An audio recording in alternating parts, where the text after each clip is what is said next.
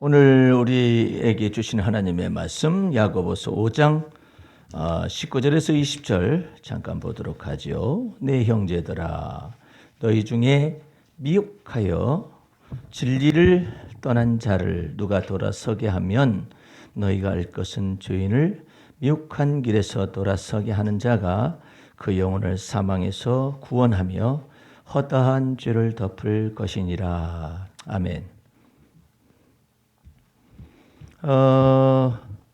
이단에 대하여서 이야기를 하는데 여기에 내용 가운데는 미혹하여 진리를 떠난 자들 이렇게 표현을 하고 있어요. 이단 사상에 빠져드는 사람들은 그 속에 미혹하게 되어질 만한 연유가 있어요. 우리 그것을 한번 데살로니가 후서 2장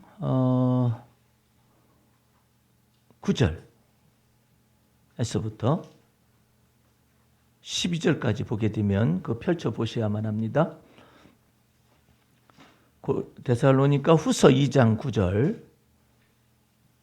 악한 자의 임함은 사단의 역사를 따라 모든 능력과 표적과 거짓 기사와 기적과 불의의 모든 속임으로 멸망하는 자들에게 임하리니 이는 저희가 진리의 사랑을 받지 아니하며 그렇죠? 진리의 사랑을 받지 아니하며 구원함을 얻지 못함이니라. 이러므로 하나님이 유혹을 저희 가운데 역사하게 하사 거짓 것을 믿게 하심은 진리를 믿지 않고 불의를 좋아하는 모든 자로 심판을 받게 하려 하심이니라. 이렇게 나와 있어요. 그 사람들의 특징은 진리의 사랑을 받지 않냐고 진리를 믿지 않는다는 말을 하죠. 여러분들은 도대체가 진리를 얘기할 때는 그 의미가 무엇인가를 생각해요. 진리다 그러면 간단하게 진리고 다른 말로 표현하면 주 예수 그리스도의 복음 진리라는 말로 해당이 돼요. 이것이 긴 말을 줄인 거예요. 그러니까는 주 예수 그리스도의 복음 진리 이것을 받지 아니하고 사랑하지 아니하고 좋아하지 아니하고 뭐 이런 내용이 나와 있는데 사람들이 성경 공부를 하면은 그 복음을 아는 줄로 착각을 해요. 성경 공부를 한다는 것하고 복음을 듣는다는 것은 달라요. 성경 공부를 한다는 것은 성경 공부를 통해서 복음이 무엇인가를 알아야 해요. 절차가 복잡해요. 근데 복음, 그리스도의 복음 진리를 듣는다라는 것은 이미 성경 공부라는 이 전제가 다 생략되는 거예요. 왜? 성경이 두루마리 책이 다 예수님에 대하여 기록된 거잖아요. 율법이나 선지자의 모든 구약의 말씀이 다 그리스도께서 오시기 위한 것을 지칭한 거예요. 예수님께서 성경이 내게 대하여 기록하였노라 그랬더니. 그러니까 주 예수 그리스도의 복음 진리를 갖는 사람은 이미 기초가 다 된 거예요. 그 기초가 누구냐? 예수 그리스도 한 분이 기초가 되는 거예요. 그러니까 기초를 다시 닦는 게 아니에요. 그런데 성경 공부를 통해서 자꾸 복음을 발견하려고 이렇게 성경을 공부해서 발견하려고 하는 사람은 늦어요. 한 발 늦어요. 세계적으로 유명한 축구 선수들 가운데서 메시와 호날두가 있는데 그 메시와 호날두의 특징이 뭐냐면 반박자 빠른 슛을 때려요. 그러니까는 사람들 머릿속에서는 하나 둘 하면은 쏜다. 이것이 되어 있는데 일반적인 것인데 하나 둘에 쏘는 것이 아니라 하나에 딱 때려버려요. 그러니까는 골키퍼도 이거 막기가 어렵고 수비진이 이놈 봐라 이렇게 돌린다 하나 둘 때릴 것이다 이렇게 하는데 하나에 때려버리는 거예요. 그러니까 골키퍼도 그렇고 그다음에 메시를 막아서는 사람들이 이 반박자 빠른 이것 때문에 막지를 못해요. 그래서 우리가 범상적인 우리 사람들이 볼 때는 왜 이렇게 저런 걸 못 막는데 이렇게 생각해요. 그런데 거기에서 피부에 닿는 사람들은 뭘 느끼냐면 아니 분명히 내 머릿속에서는 이것이 하나 둘에 넣는데 일반적으로 차는데 일반적으로 차기 때문에 수비를 하나 둘에 다 맞추는 거예요. 그것이 사람의 일반적인 특성이에요. 근데 메시나 호날두는 반박자 빠른 것을 개발이 됐어요. 그 반박자 빠르라서 하니까 못 맞추는 거예요. 이게 수비진이 먼저 커버가 안 되고, 그 다음에 또 수비진이 커버가 안 되다 보니까 골키퍼는 더 커버가 더 안 돼요. 프리즈마 돼가지고 그냥 쑥 들어가. 그래. 그리고 또 한 가지는 메시 같은 선수는 반드시 골키퍼의 그 무릎 아래로 굴려서 때려버려요.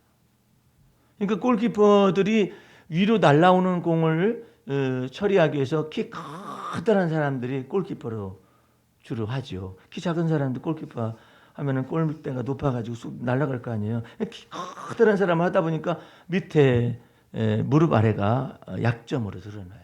그러니까 그 큰 키가 옆으로 누워서 하려면 시간이 좀 걸리잖아요. 작은 사람보다는. 근데 그것을 뚫고서 메시는 꼭 그쪽으로 집어넣듯 반박자 빠른 대로 바닥으로 깔아버리니까 이게 골키퍼들이 잘 막지를 못해요.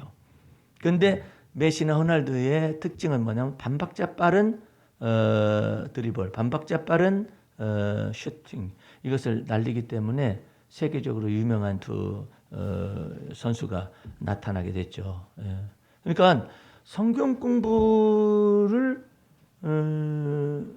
하는 이유가 뭐예요? 예수님은 누구신가? 하나님은 누구신가? 공부하잖아요. 그래 계속 강론들만 공부하고 있는 거예요. 주 예수의 복음 진리는 이미 그리스도 예수 안에서 율법과 선지자의 모든 말씀이 완성이 되었고, 예수 믿는 자들에게 거룩함과 의롭다함과 죄사함의 은총을 다 주셨기 때문에 바로 출발하면 돼요. 그 교회를 구성하고 있는 회원들, 구성원들이 이 복음을 그 교회에서 가르치고 있느냐, 아니면은 성경 공부를 통하여 그리스도를 알아가게 하고 하나님을 알아가게 하느냐에 따라서, 이것에 따라서 지도자의 이 마인드에 따라서 성도들의 성숙 여부가 확 바뀌어요. 근데 일반적인 한국 교회는 어떻게 하느냐면, 처음 성도가 왔어요. 그러면 복음을 가르치는 것이 아니라 교회 생활을 가르치고 그다음에 성경을 공부를 하기 시작하는 걸 가르치는 거예요. 그렇게 하면 늦어요. 그러면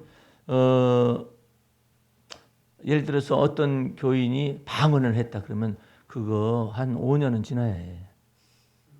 그렇게 해서 한다라고 생각들을 하고, 아니면 뭐 세례받는 것도 어떻게 돼야 해.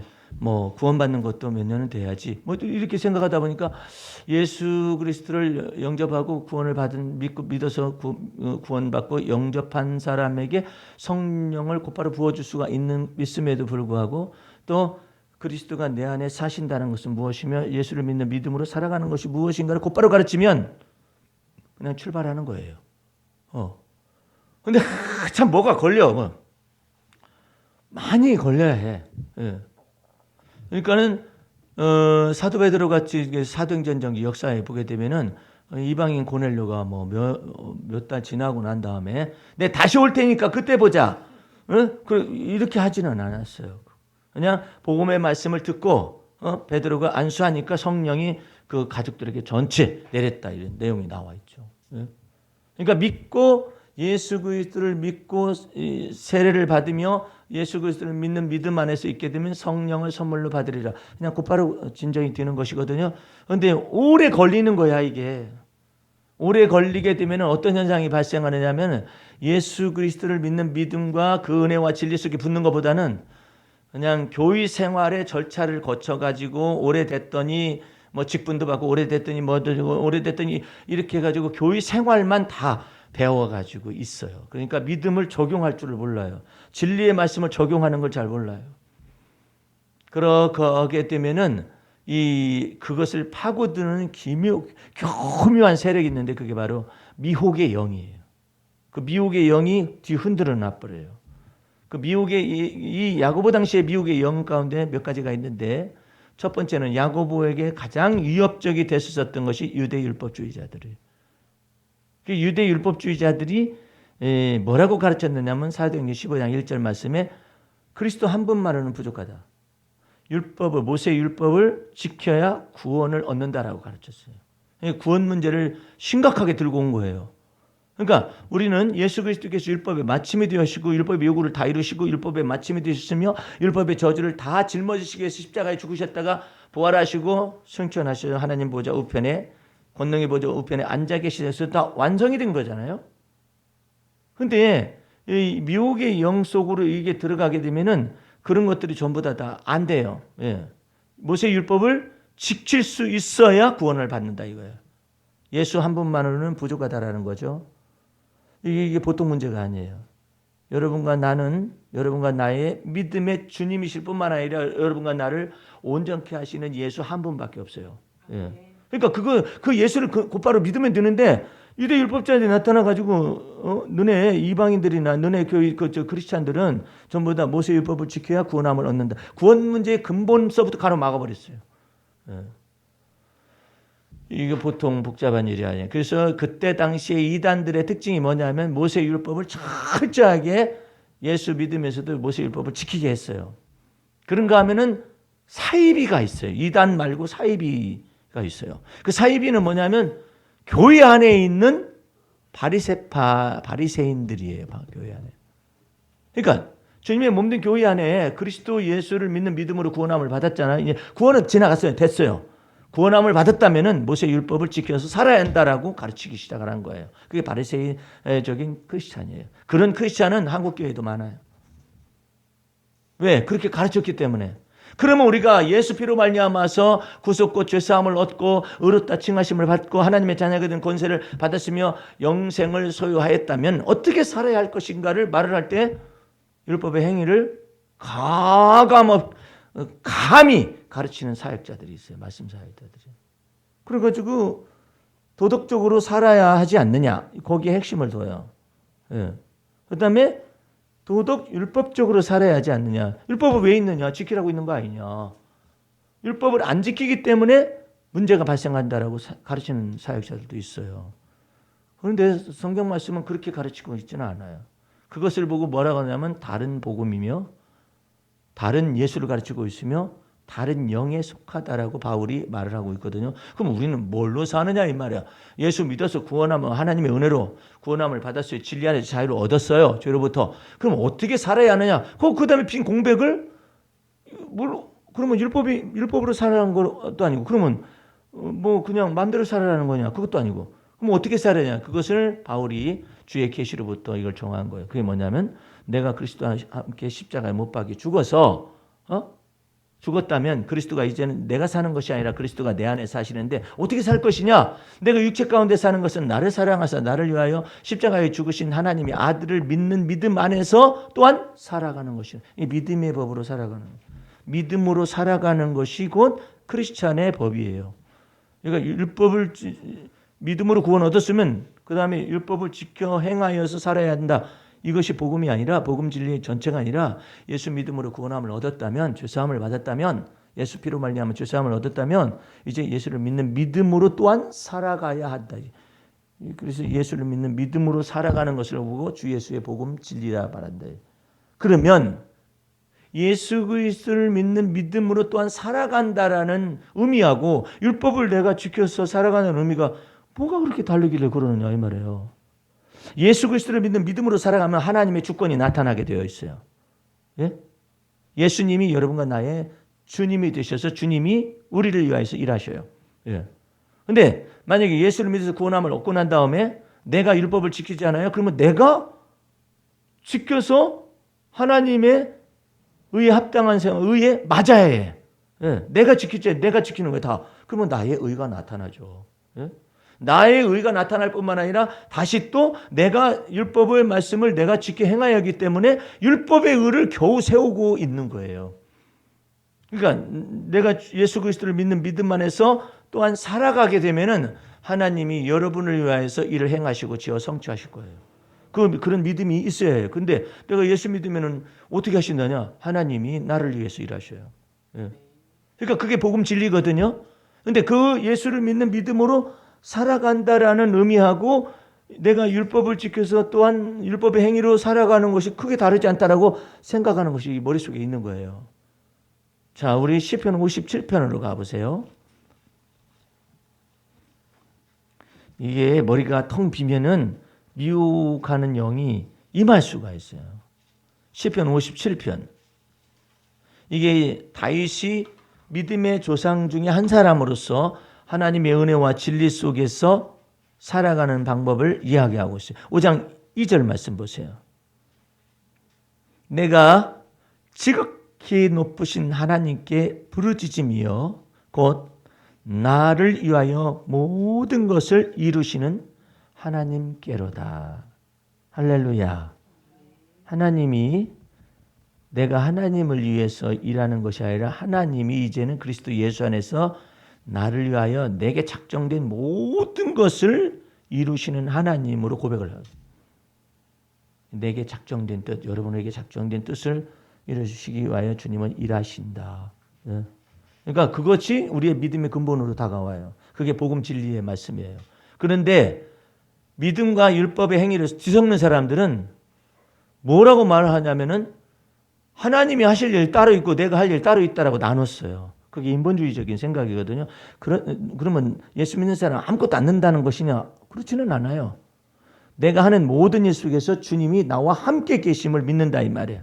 그것을 그렇게 표현한 거예요. 예. 그러면 요셉이 애굽에 끌려갔어요. 노예로 끌려갔어요. 거기서 아무것도 않고 난 아무것도 안 할 거예요.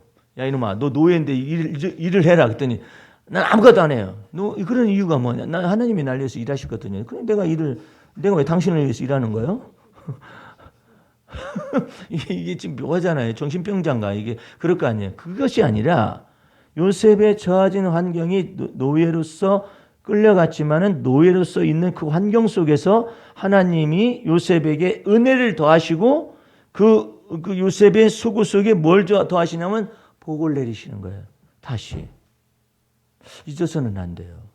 여러분이 이제는 나는 이제 하나님이 나를 위해서 일하시기 때문에 나는 절대 수고하는 일을 하면 안 돼. 그것은 저주야. 이러면 안 된다.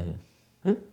수고하고 무거운 짐진 자들은 다 내게로 오라고 했잖아요. 그러니까 나는 수고스러운 일을 하면 안 되지. 그게 아니라 하나님이 정확하게 말해 너의 수고에 하나님이 복을 내려주리라. 그러면 만약에 하나님이 나의 수고에 복을 내려주지 아니하면 어떤 일이 벌어지느냐? 수고는 하는데 내가 내 것을 못 먹어. 내 수고한 것을 누군가가 가져가. 내가 수고는 했어요. 근데 그 수고한 것을 누군가가 가져가. 그게 도둑놈이 가져가든 변호사가 가져가든 내 수고한 것에 복이 안 됐다. 왜 이런 일이 발생이 되냐면. 근데 하나님은 뭐라 하냐면 네가 나를 믿는 믿음 안에서 수고하게 되면 내가 너와 함께 있어서 네 수고에 복을 내려주리라. 그래서 다른 놈이 먹지 못하게 막아주리라. 그러니까 그런 내용들이 있단 말이에요. 그때 요셉이가 난 일 못하겠어. 임마 너 노예야 임마. 나는 당신보다 더 큰 하나님을 섬기고 있어. 난 일 못해요. 그래. 너 뒤져볼래? 뭐 두들겨 팰 거 아니에요. 그러면 주여 제가 핍박을 받나 이래는 바보 천치지. 그게 아니라 하나님께서 요셉이 노예로 끌려간 보디발의 집에 은혜를 더하시는 거예요. 이 요셉에게 은혜를 더하시고 또한 요셉의 주인 보디발의 집에 은혜를 막 더하시는 거예요. 그 하나님의 보디발의 집에 은혜를 더하시는 이유가 뭐예요? 내 아들 하나님의 자녀인 이 요셉을 어떤 사람인가를 네가 알기까지 너는 여기한테 암묵적으로 하나님이 역사하셔가지고 은혜를 막 더하시는 거예요. 요셉이 오므로 인해서 거기가 막 잘 되기 시작을 하는 거예요. 은혜를 더하시는 거예요. 그러니까 여러분들이 나는 하나님이 나를 위해서 일하시고 나는 하나님을 위해서 일할 필요가 없다 이렇게 생각하는 구도가 아니라 하나님이 나의 수고에 복을 내리셔서 나의 손으로 한 바 이 모든 일이 헛것으로 돌아가지 아니하도록 임하시더라. 그래가지고 하나님이 내 마음과 생각 속에 복을 내리시되 어디까지 들어가느냐? 하나님이 나의 기도하는 것과 생각하는 것에 넘치게 하실 그 하나님. 할렐루야. 이게 좀 엄청난 얘기예요. 사도 바울이 그 두 가지를 얘기하는 거. 하나님 앞에 내가 믿고 기도하는 것 속에 하나님이 은혜를 더하시고 충만하게 더하실 뿐만 아니라 하나님이 내 생각 속에서 뭘 주시느냐면은 하나님이 지혜와 계시의 정신을 주셔서 아이디어를 주시는 거예요. 내 마음에 마음 먹고 생각하는 것 속에 성령이 은연중에 임재하셔가지고 내 마음 속의 도모를 다 이루어 주는 거야. 내 속에서 계획이 들어왔는데 그 계획을 나는 머리 짜내가지고 했다고 생각하는데 그게 아니라 하나님이 내 속에서 은혜를 더하셔서 이 아이디어를 주었음을 이것을 깨닫기 시작했는데 그것이 받아들여지기 시작하는 거예요. 그러니까 하나님은 놀라운 말을 잠언에서 말해요. 우리가 다른 사람들이 뭐라고 얘기를 하고 청혼을 할 수도 있잖아요. 근데 하나님이 묘한 곳에 서 계셔요. 여러분들 그걸 잊어서는 안 돼. 그 내용이 뭐냐면 말의 응답은 그래요. 말의 응답은 내가 뭐라고 했는데 저쪽에서 말의 응답이라는 거 나타나잖아요. 아까 허락이요 하듯이 그 말의 응답은 여호와께서 말미암는단 말이에요. 저 사람 속에 나를 건너서 저 사람 쪽으로 건너갈 때는 그 말의 응답은 여호와 하나님께로부터 말미암는 것으로 나오는 거예요. 그 속에서 역사를 하시는 거예요. 내가 내 속에서 말하는 것 속에서도 역사하실 뿐만 아니라 내가 다른 사람한테 청혼을 했었을 때 저 사람이 허락이요 되어지는 그것 속에서 하나님은 신비스럽게 역사하실 수가 있는데 사람들은 뭐라고 하느냐면 내가 너한테 기회 주고 내가 너한테 했다라고 이렇게 생각을 하는 거예요. 그러니까 그것이 믿는 사람이 믿지 않는 사람이건 하나님의 심판대에 딱 서게 되면은 그게 딱 걸려드는 거라. 하나님 보시, 야, 네가 그런 것이 아니라 네 말 속에서 내가 그 사람이 너한테 뭘 요청을 했는데 그 말을 들어주는 것도 내가 네 속에서 마음에 감동을 줘서 한 것이지 네가 허락한 것인지 착각하느냐. 그래서 하나님이 그리스도 심판대 앞에 다 서면은 나의 의에 관해서 철저히 깨트려 부실 거예요. 자기가 고난이 있어서 트럼프가 지금 착각하고 있는 거야. 크리스찬인지 무엇인지 모르겠어. 자기가 다 할 수가 있다라고 생각하는 거예요. 예? 그러니까 이게 지금 문제가 된다고 하나님 모실 때. 그러니까 자칫 잘못하면은 하나님이 목줄을 막 붙여가지고 어디까지 트럼프를 밀어붙일지 몰라요. 예. 감히 이 한반도에 아니 뭐 자기네 국기 속에 하나님이 보호하사 우리나라 만세와 같은 그 비슷한 것을 만들어놨느냐 말이야. 예? 우리나라 애국가에 그게 딱 있잖아요. 그 한반도예요. 예? 감히 자기 스스로가 한반도에 이와 같은 평화를 갖다가 정착시킬 수 있거나 평화를 만들어낼 수 있다라고 착각하면은 안 되죠. 그러니까 그와 같은 것과 완전히 목줄까지 땡기기 위해서 하나님이 모르는 사이에 김정은이라는 희한한 세력을 가지고 지금 목줄까지 질 수도 있는 거예요. 그럼 어떻게 보면은 아니 지금 미국에서 왜 군 관계자들이나 아니면 국방에 관련된 자들이 왜 자꾸 여기로 오는 거예요? 그 연말 시한을 자꾸 말을 하니까 김정은이 연말 시한을 얘기하면서 지가 아니 이 시기 스케줄 타임 스케줄을 미국에서 잡고 있다라고 생각하고 있잖아요. 근데 반대야. 지금 북한에서는 김정은이 자기네들에게 맞추라는 거야. 12월 때까지 맞추라는 거야. 아직도 안 보이네. 또 그래. 그 참 희한한 일이 벌어졌잖아요. 왜 역전됐을까요? 그러니까 하나님은 그 속에서 은밀하게 역사하시기 때문에 바로의 마음을 강팍하게 했다가 바로의 마음을 부드럽게 했다 하시는 분도 하나님이시라고 성경은 기록하고 있잖아요. 그러니까 여러분들이 복음 진리 안에 딱 서 있으면은 담대함과 당당함이 있을 수밖에 없어요. 주님 앞에서. 예? 왜? 주님이 나와 함께 계셔서 진리 안으로 들어가게 하셨고 주님의 은혜 안으로 들어가게 하신 거예요. 그러므로 우리는 그리스도 예수 안에서 새로운 피조물인 거예요. 예. 이전 것을 지나가게 하고 새 것이 되어지는 과정이 있지만 우리는 그리스도 예수 안에서 새로운 피조물이니까 그리고 그리스도 피로 말미암아서 예수 그리스도의 복음 진리 안에서 새롭게 빚어서 만든 새 사람들이잖아요. 그러니까 주님께서 이와 같은 것 속에서 하나님이 여러분의 삶 속에 깊숙이 하고 싶은데 새롭게 하는 정도가 다른 거야. 그리고 아까 그 유대 율법주의자의 이단에 관련된 내용을 했었습니다만 그 다음에 나타난 이단이 뭐냐면 영지주의 이단이에요. 이 영지주의 이단은 철학적 사고 위에다가 복음 진리를 세우려고 하기 때문에 문제가 된 거예요. 이거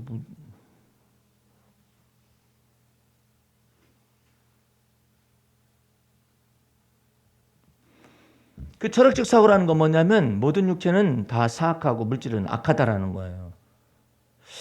여러분 돈이 일만하게 뿌리예요? 아니죠.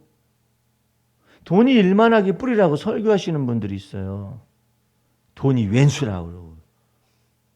돈이 일만하게 뿌리가 아니죠.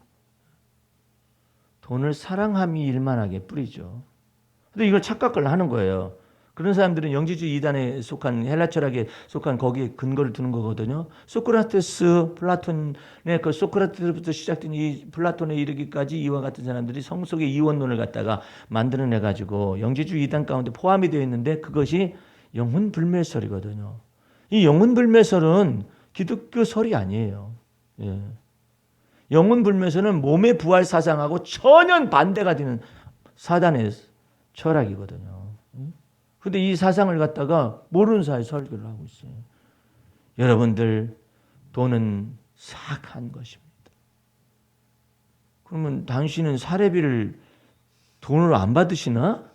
그 뭐더라, 일만하게 뿌리를 받아가신대? 말이 안 되잖아. 예?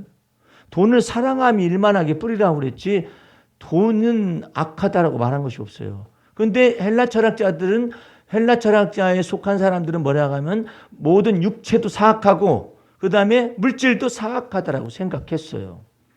몸만 선하다, 영혼만 선하다고 생각을 했어요. 이 영혼이 육체의 감옥에 갇혀 있다 생각했어요. 그러므로 둘 중에 하나로 이걸 해치워야 해, 육체를. 하나는 지저분하게 해. 그래서 영혼을 보존을 하든지 아니면 벗어나게 하든지. 그 다음에는 막 이 몸을 학대를 해. 예. 학대를 어디까지 하느냐면 아예 결혼도 하지 말아라. 육체가 악한데 뭐들 결혼하느냐. 그래가지고 혼인을 금했어요. 그때도. 예. 그런 사상의 기조에 서서 만약에 신부가 결혼을 하지 않고 수녀가 결혼하지 않는 사상에 만약에 들어갔다면 문제가 돼요. 예. 모든 육체가 악하고 물질이 악하다고 생각하는. 그럼 여러분 가운데 물질 때문에 고통을 겪은 사람은 그 물질에 대한 고통이 있을 뿐이지 왜 물질이 악한 건 아니잖아요. 돈이 악한 건 아니잖아요. 예? 카드는 일만하게 뿌려. 그럼 카드 난 절대 안 쓴다고 말이야. 예? 그렇게 말하면 되겠어요. 예? 그러니까 이게 지금 뭔가 착각이 있는 거예요. 헬라 철학 속에. 그래가지고 모든 육체는 악하다는 전제 속에 있기 때문에 뭘 부인했느냐? 예수님의 성육신을 부인했어요. 예. 모든 육체가 악한데 뭐더래요. 하나님의 아들이 사람의 아들이 될 이유가 뭐가 있어요. 그러니까 성육신을 부인하고. 그 다음에 예수님이 몸의 부활도 부인해버린 거예요. 그러니까 다 무너지는 거예요. 육체가 악하다 생각하면은. 근데 하나님은 이 만물을 선하게 창조하셨다고. 예. 몸도 이 악한 것 막 쥐어 뜯고 막 학대를 하고 막 이래야 하는 거예요. 이 악한 거 없애기 위해서. 그러니까 그 사람들 거꾸로 그렇게 생각했어요. 이 악한 것을 갖다가 이 영혼이라는 것을 해방시키기 위해서 이 육체를 갖다가 괴롭혀야 한다고 생각을 했어요. 괴롭혀야 한다고 생각했기 때문에 금욕을 하고 고행을 하고 막 자기를 여기 혁대줄을 가지고 여기다 이 혁대줄을 보통 혁대줄이 아니에요. 이 수도사들은 고행을 할 때 이것은 보통 것이 아니라 자기 속에서 예를 들어서 음란한 생각이 나온 듯하다. 아니면 식욕에 대한 이와 같은 막 이 식욕이 나오잖아요. 막 이런 것이 나오잖아요. 그러면 이 돼지야, 이 자기를 보고 이 돼지야, 그렇게도 먹고 싶냐 이 돼지야. 그래가지고 자기 혁대줄을 가지고 이 식욕이 떨어져 나갈 때까지 미워할 때까지 막 두들겨 패는 거야. 막 채찍으로 때려달라고 안 했어 다행히. 자기 막 때리는 거예요. 막. 그리고 육체에 속한 모든 일을 다 부인하는 거예요. 잠자지 말라고 그래요. 깨어 근신해야 한다고 말이에요. 아이고 여러분들은 그런 목사님 안 만나서 다행인 줄 알아요. 그런 목사님도 있어요. 강대상에서 언제나 주무시는 거야. 왜 목사님 왜 거기서 주무세요? 항상 깨어 있으라. 그럼 우리도 같이? 아니, 나만이라도 깨어 있어야지. 사실은 뒤에서 주무시거든. 이제 강단을 지켜야 한다고 생각해. 왜 강단을 지키려고 그래? 무릇 지킬 만한 것보다 네 마음을 지키라고 그랬지. 왜 강단을 자꾸 이렇게 지키려고 그래? 강단을 지키는 것이 희생의 어떤 대가를 딱 지불해가지고 말이야. 목사가 말이야. 목회를 위해서 이렇게 말이야 하고 있는데 말이야. 성도들이 말이야. 새벽기도 하나 제대로 못 나와 딱 들어가. 그러면 새벽기도 못하는 허집사님은 죄인이야. 언제나 죄인. 새벽기도 나오지 못하고. 더군다나 우리 교회는 얼마나 입지적 조건이 좋아요. 나만 새벽기도 나오고 다 성도들 멀어서 못 나와. 그럼 얼마나 좋아. 이거 뭐 가까이 있는 사람도 안 나와. 새벽기도. 그걸 법으로 정해 보세요. 얼마나 무식한 거예요. 근데 그런 것들이 통한다니까요. 딱 통해요. 새벽기도 하지 못한 사람들은 연말정산 확실히 해요. 그러면 딱 통해요. 근데 목사님 연말정산의 의미가 뭐예요? 귀가 있는 자는 들을지어다. 그 연말정산이 뭔지 모르겠습니다. 그렇게도 몰라. 추수감사절하고 성탄절 때 보자 이 말이야. 무슨 말인지 도대체. 아이고 그렇게 또 가르치는 사람도 있어요. 그걸 또 도입하는 사람도 있어요. 뭔 소리인지 하나도 모르겠다. 이게 이 사람들이 머릿속에 이게 있는 거예요. 항상 깨어 근신하라. 그러니까 그래가지고 그 무식한 저서가 나온 거야. 7시간씩 무릎 꿇는 크리스찬. 뭔 소리 하고 있어? 왜 무릎을 그렇게 꿇고 있는 거야? 왜 무릎을 꿇느냐 말이에요. 참 나온 희한해. 그걸 좋아해요. 한국 교인들은. 그러면 무릎을 꿇는 교인들이 그걸 사모해서 좋아하지만은 못해서 또 좋아해요. 너라도 우선 해라. 아이고 20절 됐잖아요. 20절 되면은 교문 앞에 몇 사람 종류가 있어요. 대리대사들이 몇 사람 와 있어요. 무속인 가운데서 와서 앉아서 비는 사람이. 무속인 가운데 와서 대리해서 빌어주는 거예요. 그 어머니 뒤에 있으면 같이 빌어주고. 엿먹입니다. 엿을 먹여서 보냅니다. 그리스도인들 전부 다 엿 먹여서 보내. 그래서 왜 엿을 먹이냐 했더니 탁 붙으라고 그랬다는 거예요. 근데 요즘은 달라졌다는 걸 아십니까? 요즘은 미역국을 먹여서 보낸답니다. 모르죠? 아직까지도 늦구만. 미역국을 왜 먹여서 보느냐? 설사 네가 수능에서 잘못 보았다 할지라도 그 핑계는 미역국 끓여주는 엄마한테 다 대거라. 너는 뒤집어 쓰지마. 그래서 미역국 끓여준다는 거야. 그래가지고 요즘 풍속도가 바뀌고 있어요. 엿 먹이는 것보다 미역국 끓여주는 것으로 바뀌고 있어요. 뭔 소리인지 아무것도 모르겠다. 그러니까 깨어 근신하라고 하거나 막 그러면 와가지고 막 그 학생들 수능 때 되면 막 가서 기도하죠. 그러다가 수능철 지나면은 다 사라지죠. 도대체가 이거 저기 절간에 가면은요 많아요. 수시로 있어요. 41법회 무슨 법회 새벽법회 무슨 뭐 이게 다 있어요. 우리 저기 교회 생활 속에서 하는 사람들은 따라 미치지 못해요. 예. 그래가지고 그것을 갖다가 옳은 것인 줄 착각하고 있는 거예요. 7시간 무릎 꿇는 거, 그럼 무릎 꿇지 않으면 기도가 안 되는 거예요? 그 무릎은 어디서 나타났나 몰라. 외국인들은 무릎 꿇고 기도하는 잘 안 하거든요. 그 사람들 문제가 되는 거 아니에요? 예? 그래서 왜 외국인들은 왜 무릎 안 꿇려 했더니 길어가지고 하지장에 이게 길어가지고 무릎 꿇게 되면은 뭐 관절이 상하고 그러니까 의자 생활에 또 익숙하니까 의자에 앉아가지고 막 이렇게 기도한다는 우리가 볼 때는 저런 버르장머리가 없는 크리스찬 같으니라 이렇게 생각을 할 수가 있잖아요. 우리는 다 무릎 꿇기에 딱 맞는 사이즈 무릎 꿇기에 그래가지고 딱 꿇고 있으면은 그 사진도 의자에 앉아 있는 기도하는 사람 사진보다는 무릎 꿇은 사무엘 사진이 딱 이렇게 많잖아요. 그런데 이제 그것이 건강에 또 안 좋다고 하니까 또 요즘은 또 앉아서 기도하는데 왜 자꾸 변하는 거예요?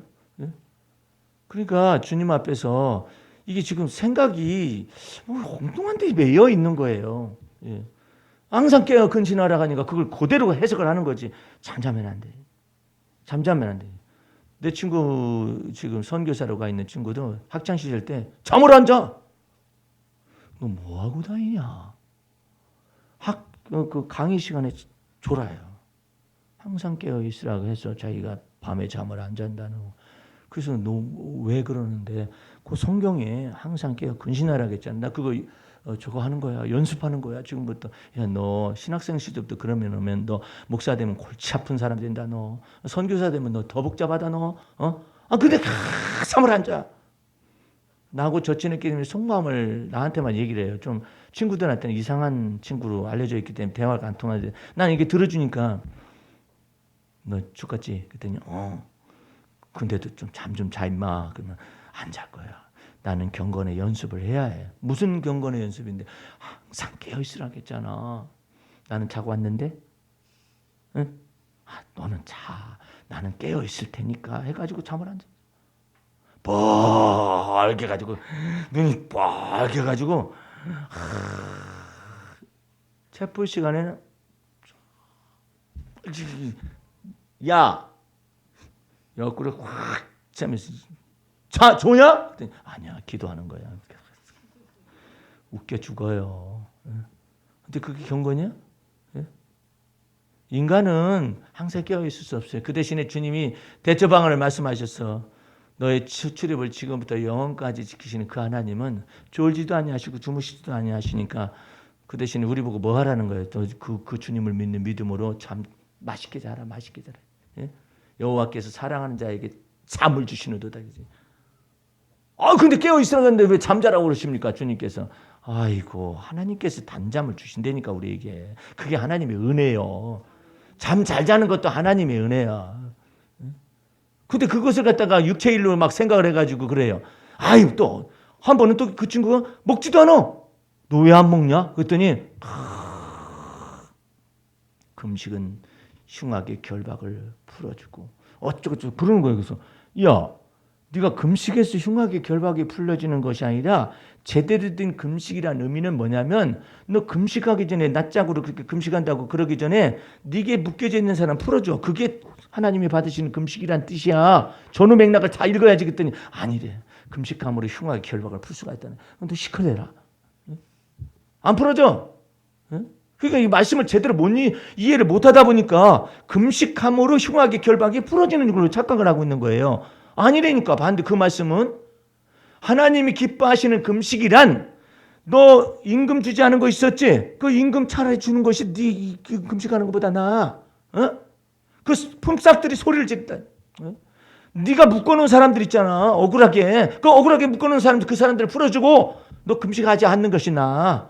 그 뜻이에요. 너 왜 고아와 가부를 갖다 힘들게 만들어? 그러면서 금식하면서 그래. 차라리 너 금식하지 말고 고아와 가부를 괴롭혔었던 거, 불공정하게 대했었던 이런 것들 전부 다 회개해라. 그게 그 뜻이었었어요. 근데 뭐 금식은 흉악의 결박을 풀어주고 어쩌고 엉뚱하게 말을 해석을 하니까 이게 아다르고 어다른 것이 다 다르잖아요. 여러분들은 여러분 안에 거하시는 주님은 영광의 소망으로서 그 주님께서 여러분을 위하여서 일을 행하고 지어 성취하고 내가 알지 못하는 비밀까지도 이루실 그 주님을 믿으시길 바랍니다. 그거까지 믿어야 해요. 근데 이것이 거꾸로 뒤집힌 거야. 그러니까 뭐 이단의 영이 미혹의 영이 싹 들어오는 거예요. 이 속에. 그렇게 고생을 했어. 그렇게 고생하고 헌신하고 했는데 주님 나라에 가서 그리스도의 심판대 딱 서면은 믿음으로 행하는 것이 아무것도 없는 거예요. 오늘 여러분들이 주 안에서 항상 기뻐하고 즐거워하라는 말의 의미가 무엇인가? 예? 여러분들 언제나 웃고 다니라는 말이 아니에요. 웃으면 복이 와요 그러죠?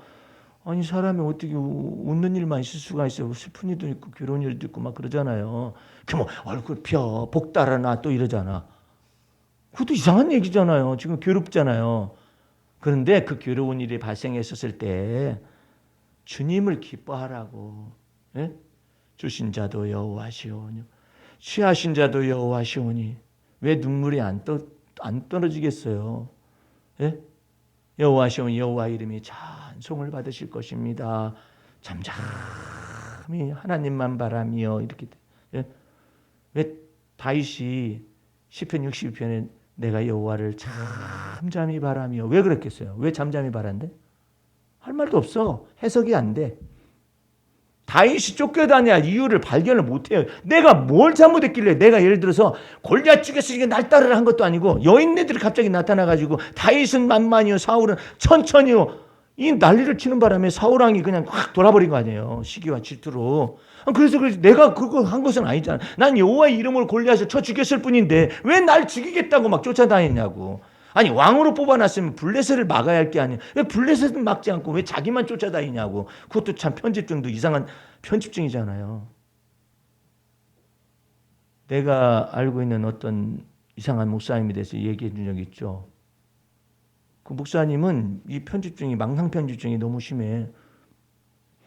그래가지고 자기 부인한테 너 아직도 회개했냐 안 했냐. 너 지옥 안 가려면 빨리 회개해야지. 그게 뭐냐면은 지금 환갑이 넘고 지금 나이가 70이 다 되는 할머니 자기 부인한테 너 그놈하고 짜가지고 내 음식에다 독 풀어서 먹이려고 그러는 거지. 너 그거 회개했어 안 했어? 이렇게 하고 있어요 아직도? 그 이상하잖아요. 아니 이거 자유를 누려야 할 거 아니에요? 근데 더 놀라운 것은 형제끼리 그런다는 사실이야. 형제들도 그래요. 거기서 다른 분도. 에? 그래서 나는 지금 많이 이게 바뀐 줄 알았어요. 최근에도 묻더래. 이제 냉장고도 막 걸어놔. 이게 냉장고 자물쇠를 채워놔야지. 그 당신 냉장고 따로 있고 이쪽 냉장고 따로 있어요. 그래서 냉장고에도 자물쇠를 채워. 근데 그것이 왜 자유를 누리지 못할까? 목사님인데도 불구하고. 그래서 내가 한 번은 물어봤어요. 그 사모님한테. 혹시 그럴 만한 계기가 되어질 만한 일이 있었어요? 그랬더니 자기가 어떤 신학을 했는데 그 신학하는 거기에서 어떤 강사 되시는 분을 어쩌고 이렇게 얘기를 했었는데 아마 그때 그 사람을 두고 계속해서 그러지 않는가 싶대. 그래서 그 목사님하고 서로 아세요? 모르는데 그럴 것이다라고 생각을 해가지고 독풀을 넣어서 자기를 죽이려고 그런다고. 그럼 사모님 보험을 좀 많이 들어놓으셔. 독 불어가지고 죽인다고 생각하고 저러는데 우스갯소리 그랬습니다. 이 망상 편집증이 이게 움직일 수가 있어요. 그 망상 편집증이 저 멀리 얘기가 아니에요. 여러분 속에서도 이게 충격을 받잖아요. 이 망상 편집증이 막 움직여요. 이거 가만 내버려두면 안 되거든. 진리를 알지니 그 진리가 너희를 여기에서 자유케 하리라 그랬어요. 그러니까 그리스도의 복음 진리 말씀을 자꾸 적용을 해서 여러분들은 하나님의 은혜를 여러분에게 풍성하게 하시고 또 이렇게 믿어요. 나를 주님께서 택하신 까닭은 하나님의 충만하심을 내게 충만케 하기 위하여 주께서 나를 택하셨다. 할렐루야. 다시. 하나님의 충만함이 내게 충만하실 수 있습니다. 어디에서 가능해요? 그리스도 안에서만 가능해요. 여러분들 힘들고 어렵고 부족하고 그럴 때가 느껴질 때가 있잖아요. 그러면은 하나님께서 제가 지금 가난하고 궁핍하고 부족하지만 저는 하나님의 충만함으로 그리스도 예수 안에서 제게 충만할 수가 있음을 믿습니다. 그제라이 말씀하세요. 주님 앞에 기도하세요. 하나님의 충만함으로 내게 충만. 그런데 다른 일반적인 사람도 어찌하면 내 것을 비워서 불교처럼 내 것을 비워서 하나님의 일을 한다라고 생각을 하는 거예요. 그러니까 자기 희생이 자기의 율법이 되는 거예요. 예? 그렇게 되는 거 아니에요. 하나님의 충만한 것을 내게 충만케 하셔서 나눠지게 하셔요. 나눔 있게 하신다. 하나님의 충만함으로 내게 충만케 하시는 역사를 따라서 나도 헌신하노라. 요 말씀 한 구절만 찾고 말씀을 맺도록 하죠.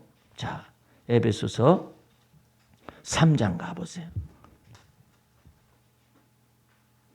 맨 마지막에 우리가 다다르게 하시고자 원하는 유대율법주의나 영지주의 이단을 벗어나서 이제는 믿음의 말씀으로 가고 믿음의 말씀에서 십자가의 도로 들어가가지고 맨 마지막에 우리에게 주고자 원하는 내용이 이 에베소서 3장 16절서부터 21절까지인데 한번 잠깐 보겠습니다. 그 영광의 풍성을 따라 그의 성령으로 말미암아 너희 속사람을 능력으로 강건하게 하옵시며. 여러분이 연약해질 때는 어떻게 하겠어요? 내 안에 거하시는 성령의 기름을 충만하게 부으실 수가 있습니다. 예?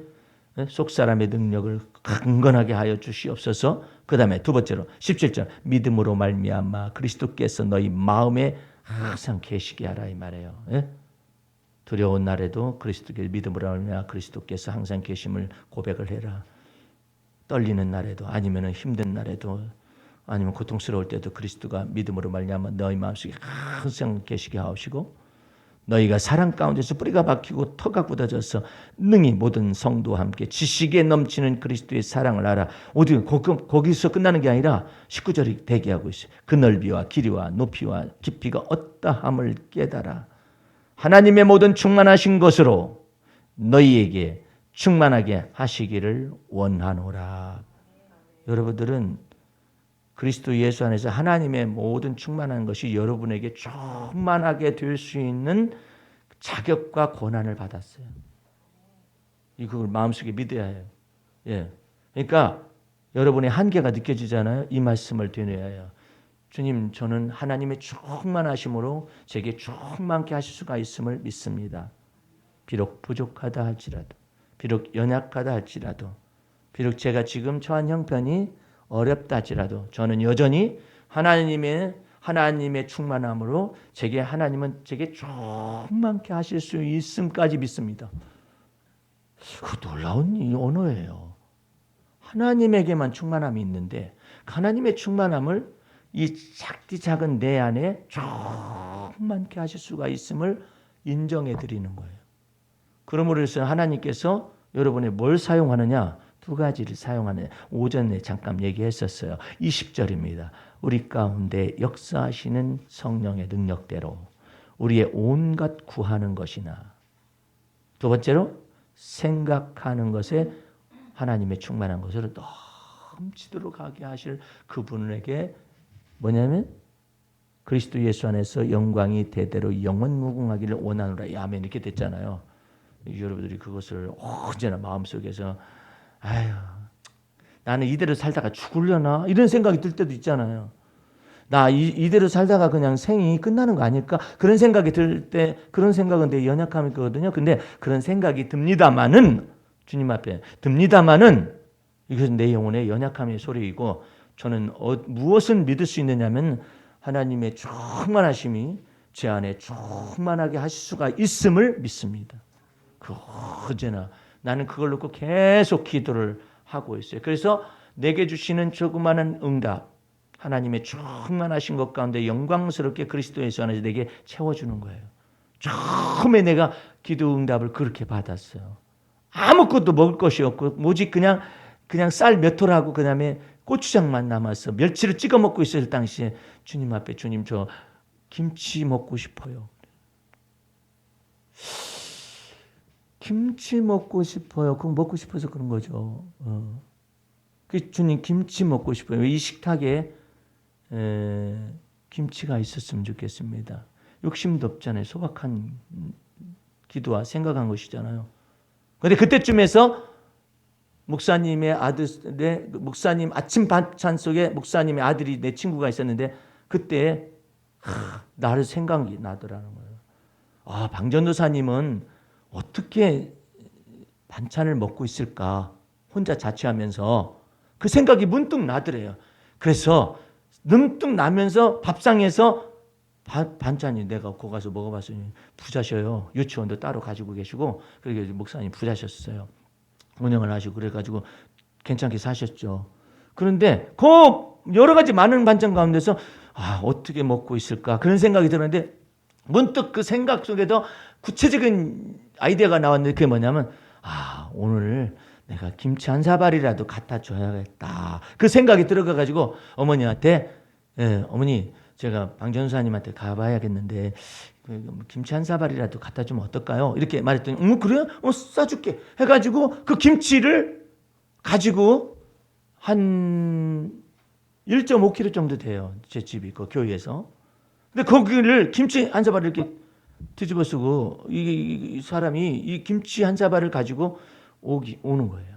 찬송을 부르면서 오는데 이 김치 한 사발이 왔잖아요. 와가지고 나는 그때 주님 멸치로 가지고 고추장 찍어 먹는 것도 좋지만은요 김치가 있었으면 좋겠습니다. 김치가 먹고 싶습니다. 이렇게 했을 뿐인데 역사가 막 거기서 이제 나타난 거죠. 그래가지고 이제 그 친구는 이제 가지고 이제 들어오는 거죠. 오는데 우산도 안 쓰고 비 맞아가면서 찬송을 부르면서 그 골목을 건국대 앞에서 내가 자취했었거든요. 그 건국대 그 골목으로 쫙 골목이 작았어요. 그러니까 막 이 찬송 소리가 막 울리는 거예요.